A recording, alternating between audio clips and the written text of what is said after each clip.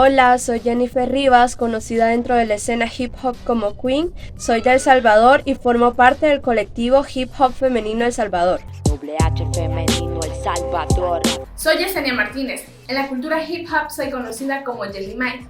Pertenezco al colectivo Hip Hop Femenino El Salvador. Una iniciativa activista debe tener como características la fortaleza, la valentía y sobre todo la lucha, que es muy importante. Una forma de poder comunicar autonomía, disidencia y oposición para poder enfrentarnos a las diferentes injusticias y desigualdades que hay. Mírame bien, que plasmo en tu sien. Eso es doble H, representa la mujer.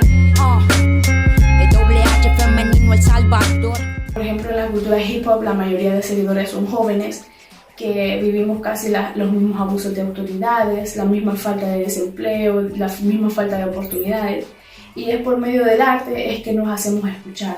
Yo creo que nuestras acciones activistas influyen mucho, no solo en un cierto círculo de personas, sino que alrededor del mundo, ya que esto influye a realizar un cambio y poder hacer o lograr que más personas puedan unirse a este tipo de cambios.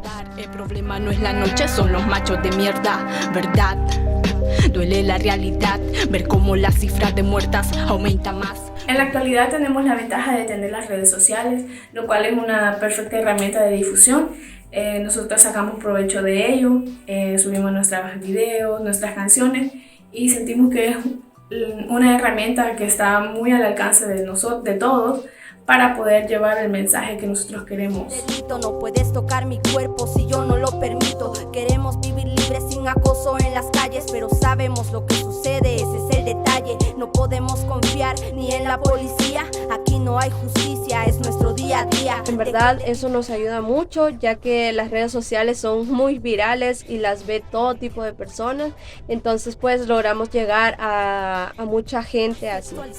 Por el estigma de un mundo cegado por la propaganda y el machismo de los medios que no venden la violencia como si no importara. Niña siendo abusada, gobierno no hacen nada. Esta lucha no termina para todas mis hermanas.